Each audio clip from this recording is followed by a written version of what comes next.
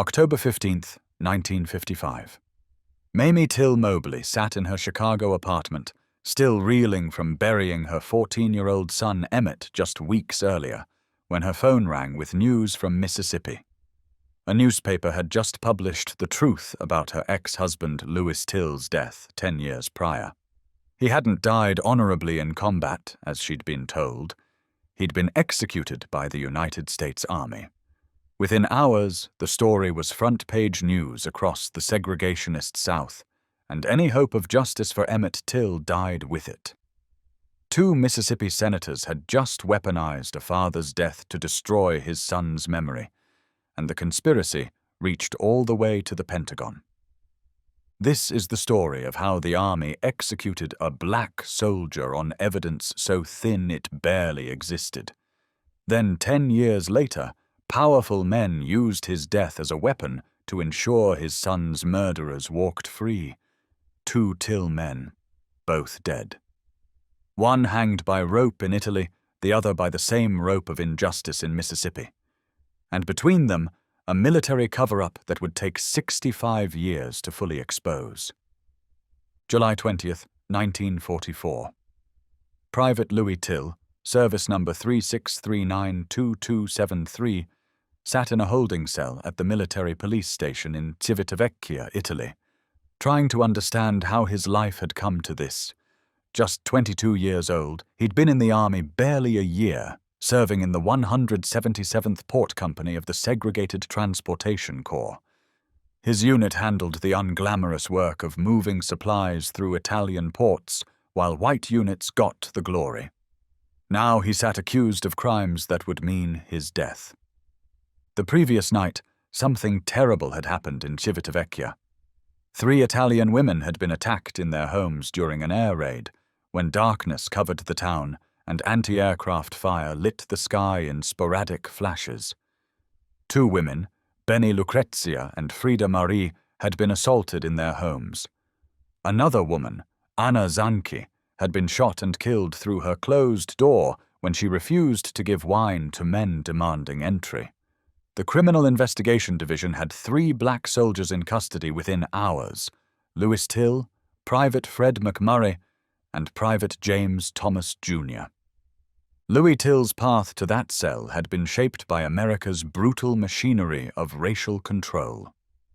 Born in New Madrid, Missouri on February 7, 1922, he'd grown up an orphan, shuttling between relatives, never quite belonging anywhere. He made his way to Chicago as a teenager, found work at the Argo Corn Products factory, and tried to build something resembling a normal life. At 17, he met Mamie Carthen.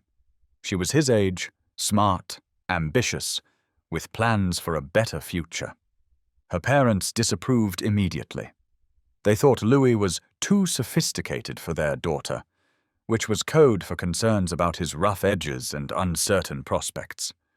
Mamie's mother insisted she break it off, but Louis was persistent, charming when he wanted to be, and Mamie was young and in love.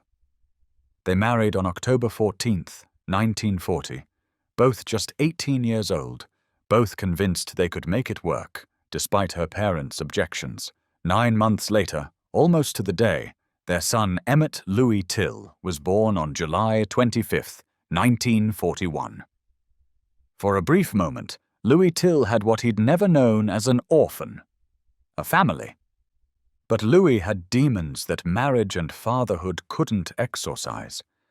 He was unfaithful, repeatedly. When Mamie discovered his affairs and tried to leave him, the violence began. He was controlling, possessive, dangerous. One night, when Mamie made clear she was done with the marriage, Louis choked her. His hands closed around her throat, and he squeezed until consciousness began to slip away. She thought she was going to die. In desperation, she grabbed a pot of boiling water from the stove and threw it at him. The scalding water hit him, and he released his grip. She survived, but the marriage was over.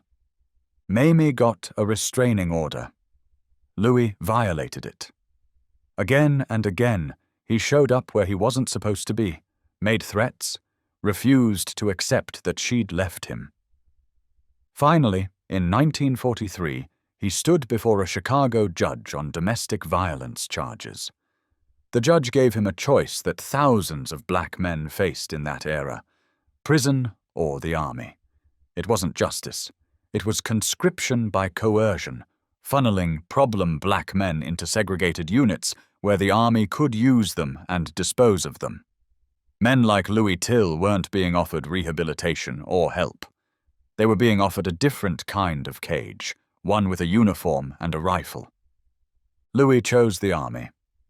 It seemed like the better option than prison. He enlisted, said goodbye to the son he'd barely known, and shipped out for basic training. In the segregated military of 1943, black soldiers like Louis were funneled into service units. No combat roles, no glory, just loading supplies, driving trucks, building roads, doing the unglamorous work that kept the white combat units supplied. Louis Till ended up in the 177th Port Company, part of the Transportation Corps, handling cargo in Italian ports. It was hard, dangerous work that nobody remembered in the history books. While white units stormed beaches and got medals, black soldiers moved the ammunition that made those assaults possible. They worked under the same enemy fire, faced the same artillery and air raids. But when the photographers came around for propaganda shots, the cameras pointed elsewhere. Louis Till spent his days loading ships in Civitavecchia, a port town northwest of Rome, under the command of white officers who made no secret of their contempt for their black soldiers. The segregated military of World War II was Jim Crow in uniform. Black soldiers couldn't eat in the same mess halls as white soldiers, couldn't use the same latrines, couldn't socialize in the same recreation areas. They faced constant harassment from white military police, who treated them as criminals first and soldiers second. And when things went wrong, when crimes occurred in areas where black soldiers were stationed, the assumption of guilt fell on them immediately. Which brings us back to that night in Civitavecchia, June 27th, 1944. An air raid sent the town into darkness. Anti-aircraft guns fired at German planes overhead. Searchlights swept the sky. In that chaos, someone attacked 3 women in their homes. The attacks were brutal, terrifying, and fatal. In one case, by morning, the military police had their theory. Black soldiers had committed these crimes. All they needed now were suspects. The investigation that sealed Louis Till's fate was a masterclass in how military justice failed black soldiers. The Criminal Investigation Division agents who built the case operated in an environment where black soldiers were presumed guilty and white officers were presumed infallible. The evidence they gathered would be laughable if it weren't lethal. Here's what they had: an envelope addressed to Private McMurray found at one of the crime scenes. That was it. That was the smoking gun. No fingerprints on the envelope. No other physical evidence connecting Louis Till to any of the 3 locations. No blood evidence, no fabric fibers, no forensic evidence of any kind linking him to these crimes. And critically, no witnesses who could identify him. But the Criminal Investigation Division had a solution to their evidence problem. Private James Thomas, Jr. Thomas was the 3rd soldier arrested. The CID offered him a deal so good it would be criminal if it weren't legal: testify against Till and McMurray, and receive complete immunity from prosecution. No charges, no trial, no punishment. All he had to do was tell them what they wanted to hear. Private Thomas took the deal. Who wouldn't? The alternative was facing a court-martial alongside Till and McMurray, with the same razor-thin evidence, the same all-white military jury, the same near-certain outcome Thomas had seen how the army treated black soldiers accused of crimes against white civilians. He knew the statistics that wouldn't be compiled for decades, but that every black soldier in Europe understood instinctively: if you were black and accused of assault or murder, you were exponentially more likely to face execution than a white soldier accused of the same crimes. So Thomas testified. He claimed he'd witnessed the attacks. He said Lewis Till had threatened the group. "Everybody follow me. If anybody turns back, I'll blast him." He said Till had fired the shot that killed Oise-Aisne. He said Till and McMurray had assaulted the two other women while wearing masks. Every crucial detail came from one man who had everything to gain by cooperating and everything to lose by refusing. But here's what makes the case fall apart under scrutiny. What scholar John Edgar Wideman would spend years dissecting 7 decades later. The two women who survived the assaults testified at the court-martial. Benny Lucrezia and Frida Marie were brought into that courtroom. They sat across from Lewis Till and Fred McMurray. They looked at the two black soldiers accused of attacking them, and they could not identify them. Not probably them, or might be them, or I think it was them. They could not identify them at all. They testified that their attackers wore masks or hoods in the darkness of the air raid, broken only by occasional flashes from anti-aircraft fire or matches. They could only tell the men were black because they'd glimpsed their hands. That was all. Benny Lucrezia and Frida Marie could not say with any certainty that the men sitting in that courtroom were the men who attacked them. There was another witness, an Italian man named John Marcy, who claimed he'd seen black soldiers near the scene. But his testimony was vague, filtered through translators, shaped by CID agents taking statements. He couldn't provide specific identifying details. He couldn't place Louis Till specifically at any of the locations. His testimony established only that black soldiers had been seen in Civitavecchia that night, which was hardly surprising since an entire company of black soldiers was stationed there. And there was one more piece of testimony that's been largely forgotten. Ernesto Mari, Frida's father. In his initial statement to CID agents, he claimed he'd seen 3 black men outdoors during the attacks. But at trial, when pressed for details, his certainty evaporated. He couldn't identify Till or McMurray. He couldn't provide specifics that would distinguish these 2 men from any other black soldiers in the area. Let that sink in. The victims themselves, sitting in a well-lit courtroom, looking directly at the accused, could not say these were the men who attacked them. Yet the army proceeded to trial anyway, confident that Private Thomas's testimony would be enough to secure convictions. On February 17, 1945, the court-martial of Privates Lewis Till and Fred McMurray began before 7 military judges at Livorno, a city on the Tuscan coast. Both men faced 2 counts of what the military termed carnal knowledge and 1 count of murder under the 92nd Article of War. Second Lieutenant Mervyn R. Samuel appeared as trial judge advocate for the prosecution. First Lieutenant John W. Wynne appeared as defense counsel for both soldiers. Lieutenant Wynne was fighting an uphill battle before he even opened his mouth. He was one defense attorney representing 2 men in a joint trial, which meant splitting his attention and resources. The prosecution had unlimited military resources at their disposal.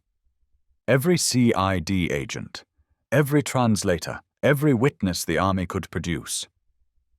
Wynne had himself, whatever limited time he'd been given to prepare, and 2 clients who understood that the system was designed to convict them regardless of the evidence.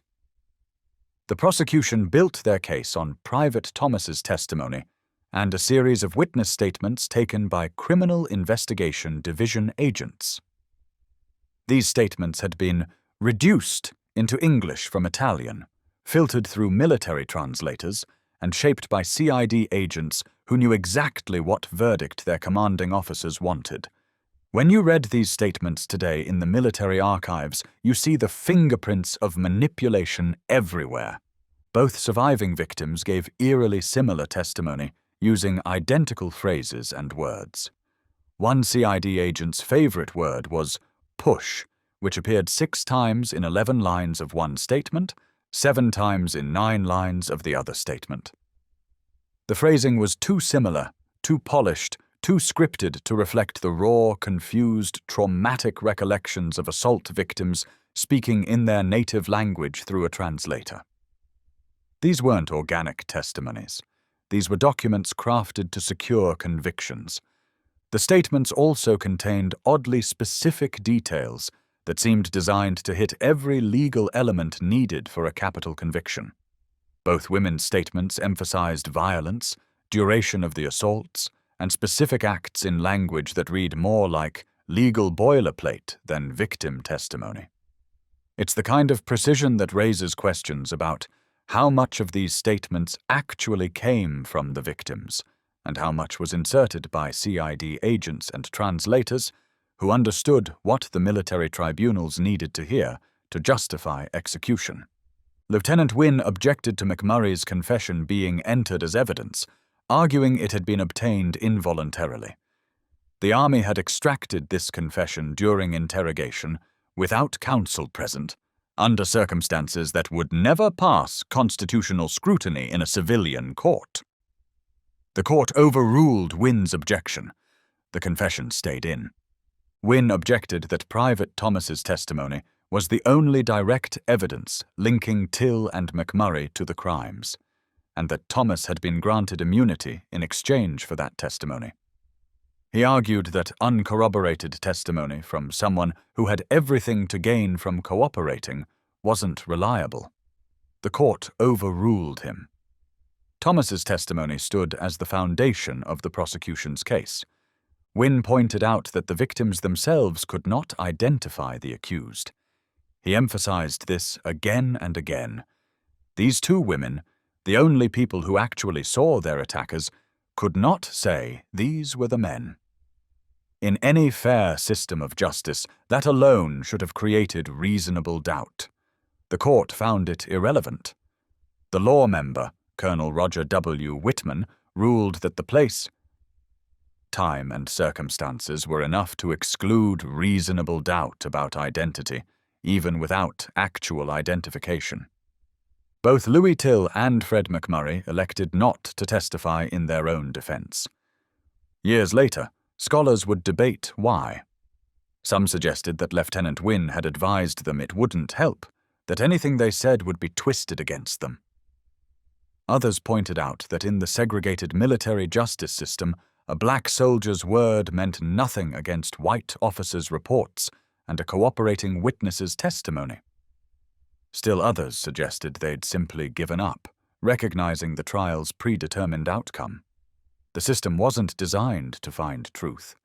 It was designed to find guilty black soldiers to execute. Louis Till sat silent through the proceedings, a young man who'd never had much of a chance in life, watching his last chance slip away. He'd been an orphan, a troubled husband, a coerced soldier. Now he would be a convicted rapist and murderer, executed by the same army that had given him the choice between a cage and a uniform. The irony was crushing. The judge in Chicago had offered military service as the alternative to prison, as if the army was somehow better, somehow less punitive. But Louis Till was learning that for a black soldier accused of crimes against white civilians in the European theater, military justice was far more lethal than civilian courts had ever been. The prosecution's closing argument was devastatingly simple. Black soldiers had been seen in Civitavecchia that night. Crimes were committed against white women that night. These black soldiers had been in the area. Private Thomas had placed them at the scenes. Therefore, these black soldiers were guilty. The burden of proof had been inverted. Instead of proving beyond reasonable doubt that Till and McMurray committed specific criminal acts, the Army simply noted their presence in the town, their race, and the word of one immunized witness. The rest followed inevitably in the minds of the all-white military jury.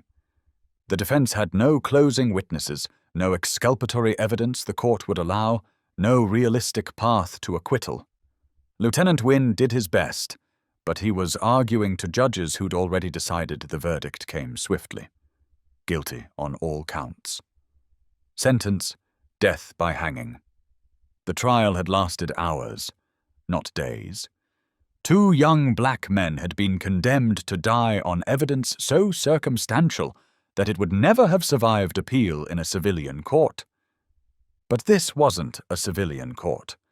This was military justice in wartime, and the appeals process was controlled entirely by the same military hierarchy that had ordered the prosecution in the first place.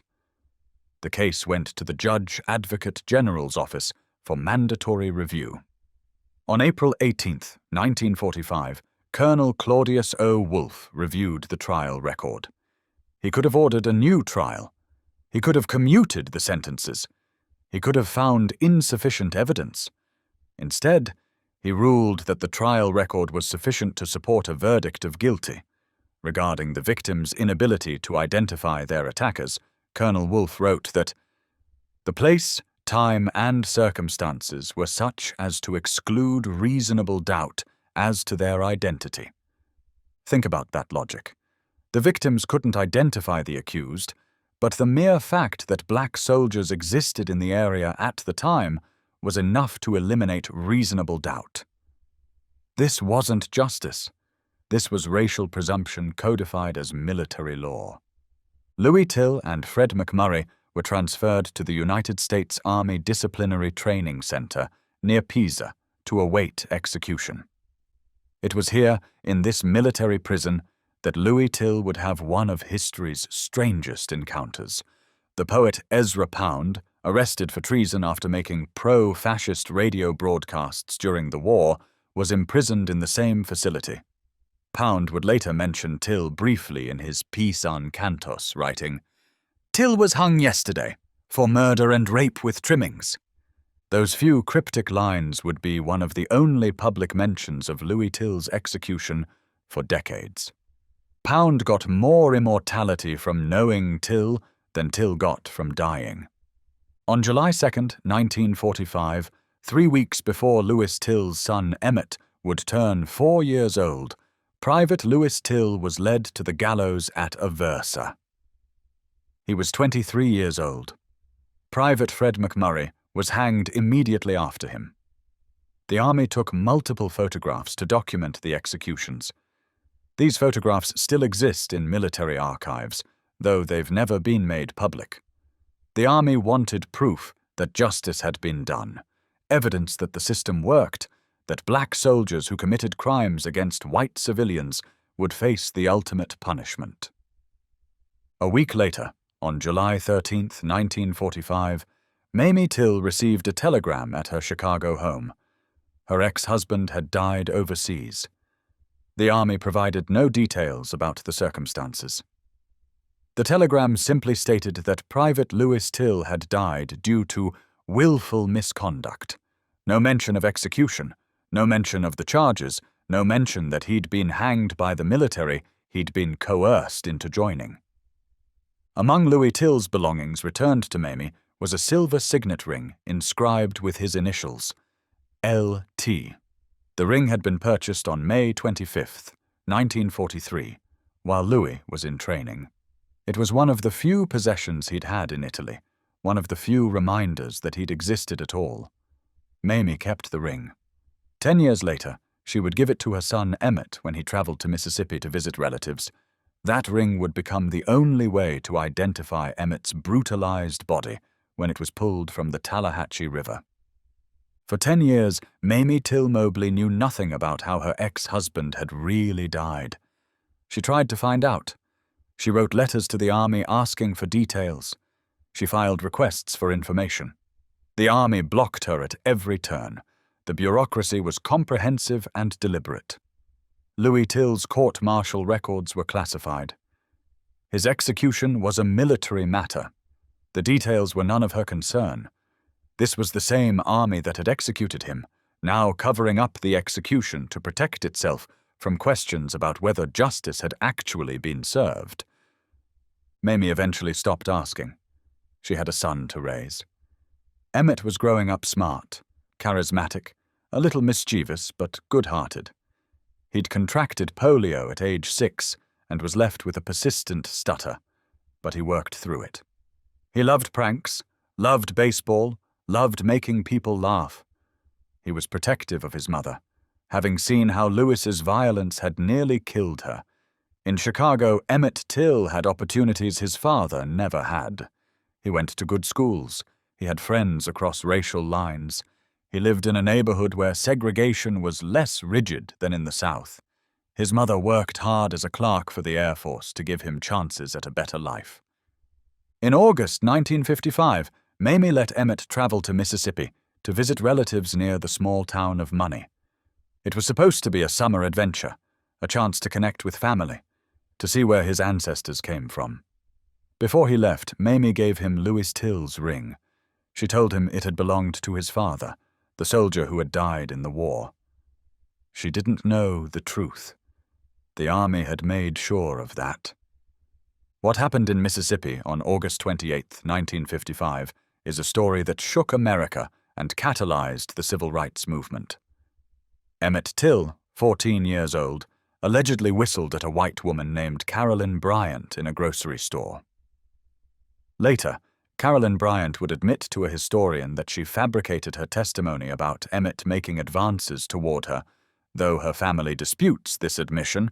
Regardless of what actually happened in that store, what happened afterward was murder.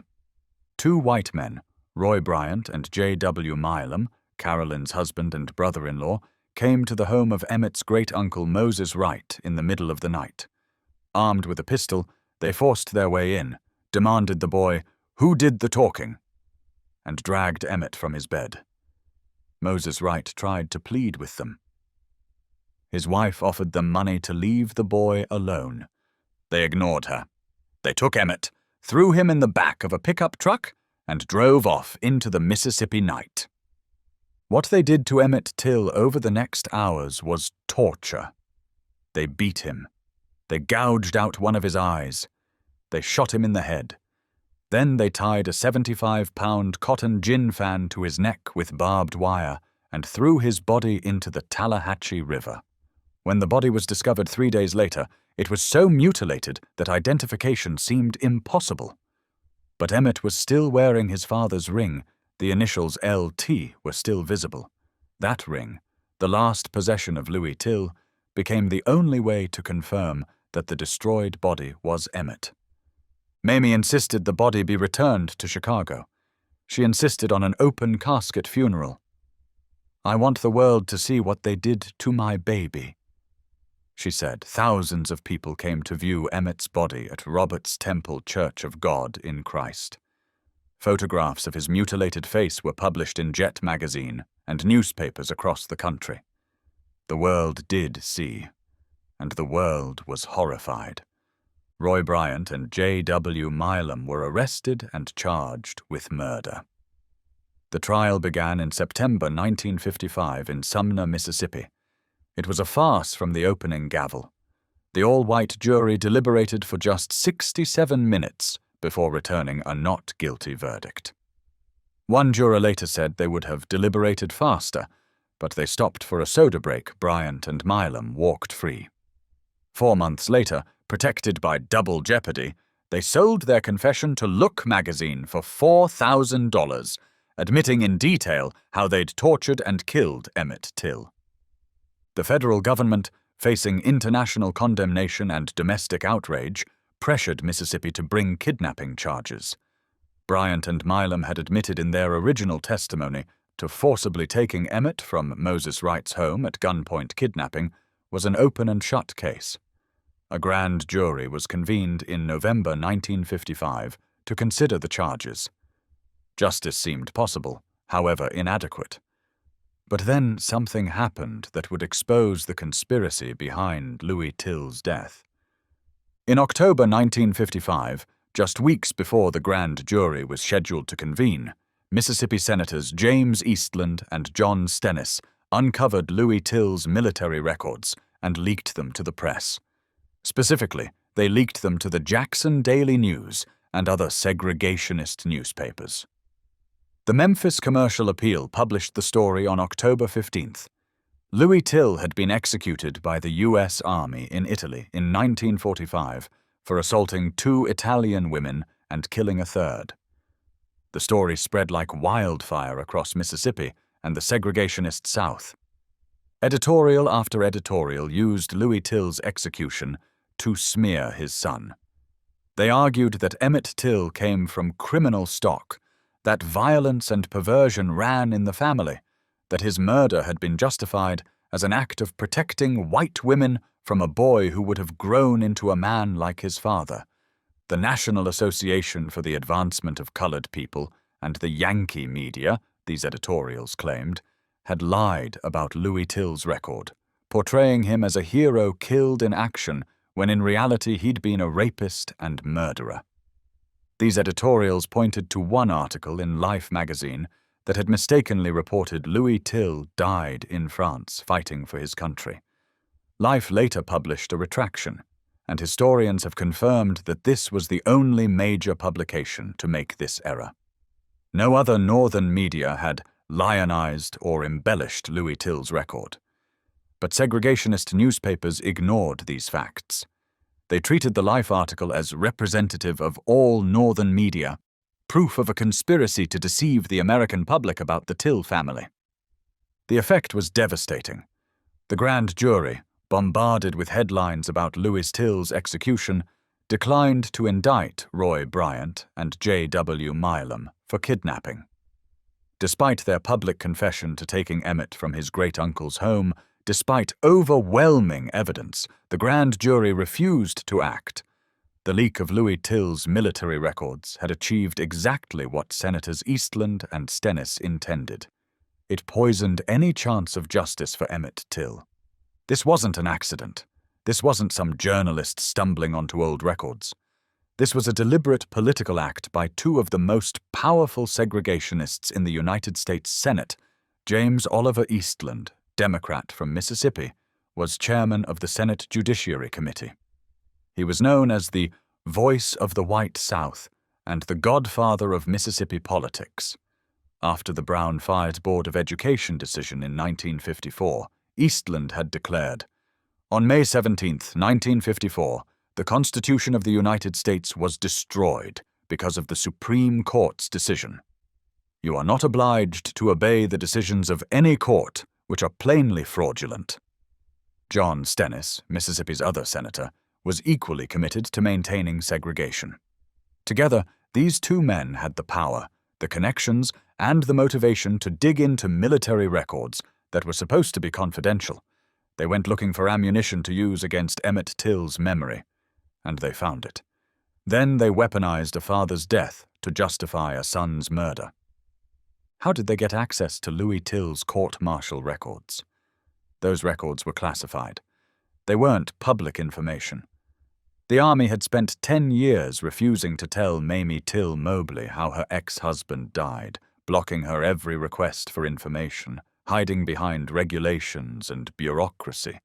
But when two segregationist senators wanted those same records to destroy Emmett Till's reputation, suddenly the records became available. Someone in the military hierarchy cooperated with Eastland and Stennis. Someone opened files that were supposed to be sealed. Someone made the decision that protecting Mississippi's white supremacist power structure was more important than protecting the confidentiality of military records. We don't know who specifically leaked the records. The paper trail, if it ever existed, has been carefully obscured.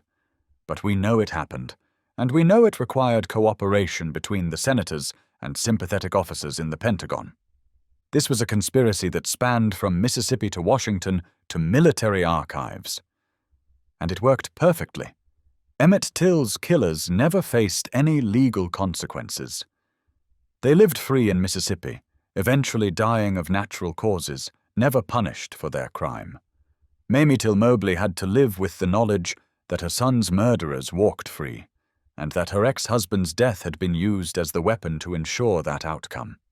For decades, the truth about Louis Till's court-martial remained buried. The Army had no interest in revisiting the case.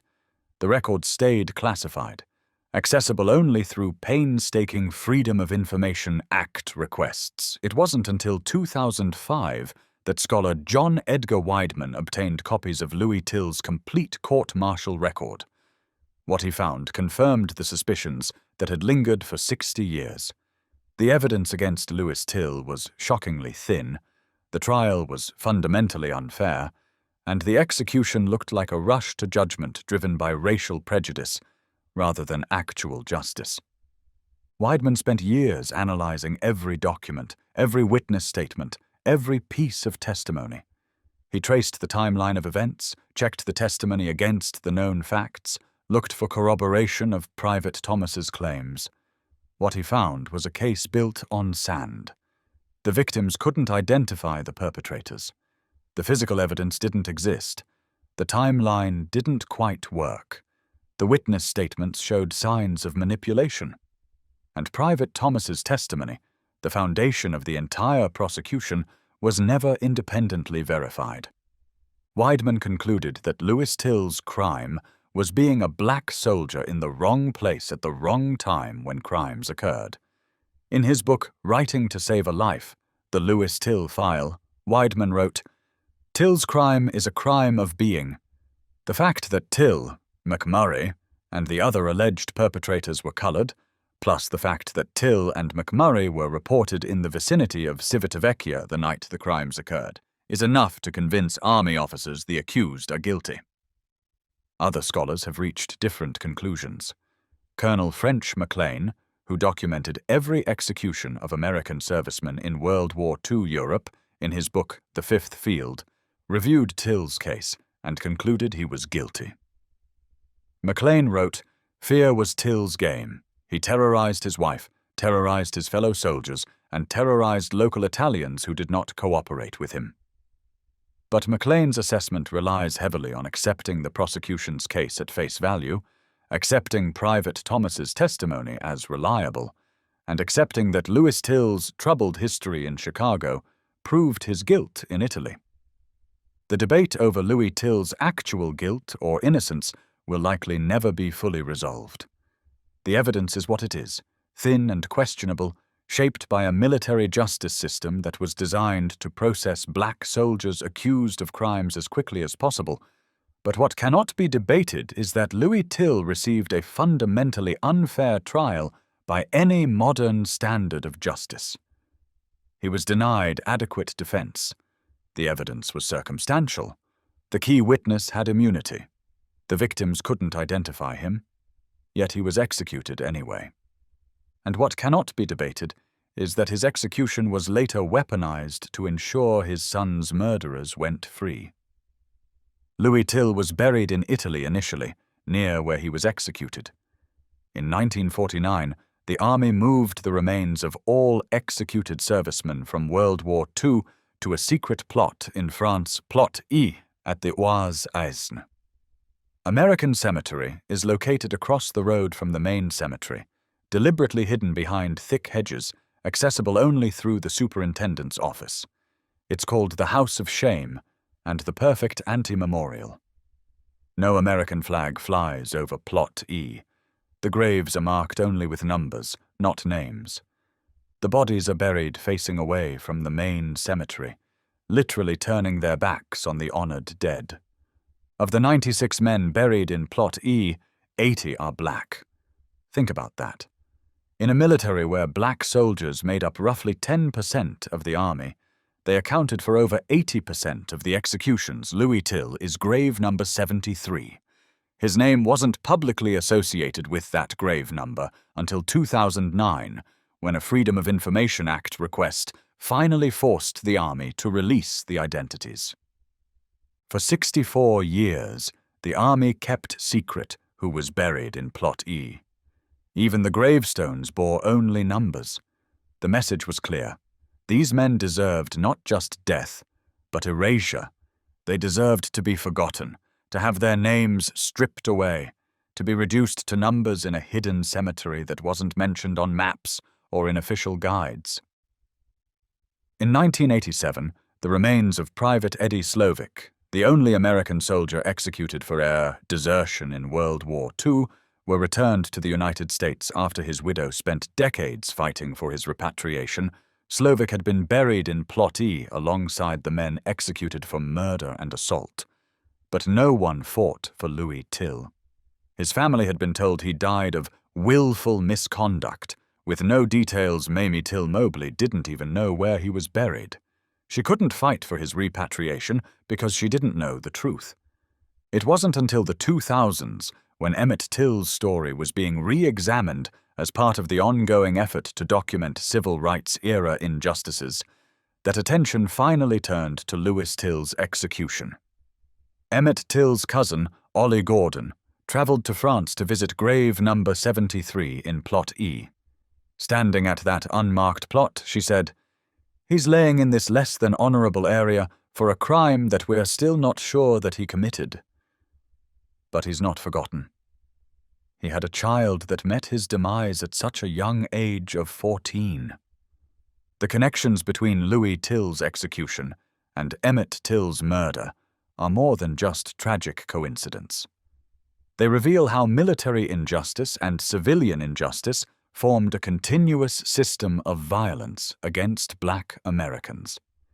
Louis Till was executed by an army that presumed black soldiers guilty when crimes occurred.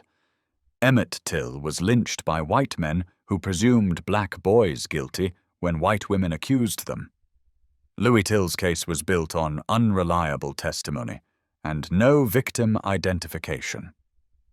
Emmett Till's accusers later admitted they'd lied about his actions. Both Tills faced all-white tribunals that had decided their guilt before evidence was even presented, and in both cases, powerful institutions conspired to ensure the injustice was never rectified. The leak of Louis Till's records by Senators Eastland and Stennis closed the loop. It turned a father's questionable execution into a weapon to justify a son's murder. It demonstrated that for segregationists, there was no law they wouldn't stoop to, no privacy they wouldn't violate, no injustice they wouldn't exploit to maintain white supremacy, and it showed that the military establishment was willing to cooperate with that exploitation, opening classified records to serve political purposes rather than protecting the integrity of its own justice system. Today, both Louis Till and Emmett Till are recognized as victims of America's long history of racial injustice. Emmett Till's murder is universally acknowledged as a lynching that helped spark the civil rights movement. His mother's decision to show the world what racism had done to her son changed history. The open casket, the photographs in Jet magazine, the image of a boy beaten beyond recognition for allegedly whistling at a white woman, these became symbols that white America could no longer ignore. Louis Till's story is less well known, but it's equally important. It shows that the injustices Black Americans faced didn't happen only in Mississippi backwaters or Alabama jails. They happened in the United States Army, in military courtrooms, under the authority of officers sworn to uphold justice. The same institution that promised black men escape from civilian discrimination. The same institution that marketed military service as an alternative to prison. That same institution executed them at wildly disproportionate rates for crimes they may not have committed. The statistics are damning. Of the 98 American servicemen executed in the European theater during World War II, at least 55 were black. Roughly 79% black soldiers made up less than 10% of the army in Europe. No white soldier was executed for assault alone during World War II, but black soldiers were routinely executed for accusations of assault against white women, even when evidence was minimal or absent. This pattern didn't end with World War II. After President Truman ordered desegregation of the military in 1948, you'd expect the racial disparity in military executions to decrease. Instead, it increased. Between 1954 and 1961, the military carried out 12 executions. 11 of the 12 executed servicemen were black. The military death row today continues to show stark racial disparities, with black service members significantly overrepresented relative to their numbers in the service. The Louis Till case became a blueprint for how institutional injustice could be layered and weaponized. First, execute a black soldier on questionable evidence. Second, classify the records to prevent scrutiny. Third, when politically convenient, leak those records to smear the soldier's family. Fourth, use the execution as proof that the family was inherently criminal. Fifth, cite this inherited criminality to justify new atrocities.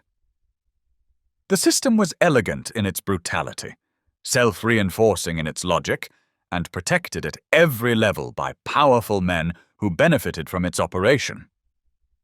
What makes the Louis Till story particularly haunting is how thoroughly it was hidden. For 10 years, his widow didn't know how he died. For decades, historians couldn't access his court-martial records. For 64 years, his grave bore only a number. The army worked systematically to erase Louis Till from history, to bury not just his body, but the truth about his execution. They succeeded until scholars like John Edgar Wideman and families like the Tills demanded accountability. Mamie Till-Mobley, in her later years, spoke about the connections between her ex-husband and her son. She wrote, "Louis died before he could see what would happen to his son. Beau died before he could learn about what had happened to his father. Yet they were connected in ways that ran as deep as their heritage. As long as their bloodline, I was left behind to think about all the ways they were connected. Those connections weren't just familial. They were systematic. Louis and Emmett Till were both killed by systems designed to control and punish Black Americans who were perceived as threats to white supremacy. Louis was killed by military justice that assumed black soldiers' guilt. Emmett was killed by vigilante violence that assumed black boys' threat. And then Louis's death was used to justify Emmett's murder, completing a circle of injustice that spanned continents and decades. The story of the two Tills asks us to consider how many other Louis Tills there were.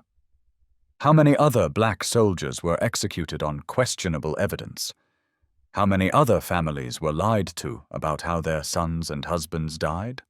How many other graves in Plot E contain men who may have been innocent? The Army has never conducted a comprehensive review of World War II military executions. The records remain difficult to access. The graves remain unmarked except by numbers. The system that produced these injustices has never been held fully accountable. And it asks us to consider how institutional injustices are preserved and perpetuated. The same military that executed Louis Till refused to tell his family the truth. The same senators who fought civil rights legislation weaponized his execution to prevent justice for his son. The same newspapers that defended segregation used a questionable military conviction to justify a clear-cut murder. Every institution involved chose to protect itself and the racial hierarchy rather than pursue truth or justice. Emmett Till's murder catalyzed the civil rights movement because his mother refused to let the world look away. She refused to bury her son quietly, refused to accept the verdict of an all-white jury, refused to let his death be forgotten. Her courage changed history. But Louis Till's story reminds us that the injustices that led to Emmett's murder had deep roots, that the system of violence against Black Americans was comprehensive, touching every institution from local police to federal military to the United States Senate. 2. Till men, both dead. One hanged by the army in Italy on evidence that couldn't withstand scrutiny. One lynched in Mississippi for the crime of being a black boy in the wrong place at the wrong time. And between them, a conspiracy of silence and violence that stretched from the Pentagon to the Mississippi Delta, a conspiracy that used a father's death as a weapon to ensure a son's murderers went free. The graves tell the story in their own way. Emmett Till is buried at Burr Oak Cemetery in Alsip, Illinois. His gravestone a place of pilgrimage for those who remember his sacrifice and his mother's courage. Louis Till lies in Plot E at Oise-Aisne American Cemetery in France, grave number 73, in a plot the army would prefer you never visit. Both graves mark injustices that America has still not fully reckoned with. Justice never came for either Till. Louis Till was executed without a fair trial. Emmett Till's murderers were never punished. The senators who leaked the records were never held accountable. The military officers who cooperated with that leak were never identified. The system that produced these injustices rolled on, barely acknowledging that anything wrong had occurred. What we're left with is the truth, painstakingly uncovered by scholars and family members who refused to let these stories be buried. The truth that Louis Till received a fundamentally unfair trial. The truth that his execution was weaponized to prevent justice for his son. The truth that the United States military and the United States Senate conspired to protect white supremacy at the expense of a black family that had already lost everything. And the truth that this conspiracy of injustice, this linking of military and civilian violence against black Americans, was not an aberration, but a feature of how the system was designed to work. Two Till men, both hanged by America's rope of racial injustice. One literally, one figuratively, and a conspiracy that ensured neither would ever receive the justice they deserved.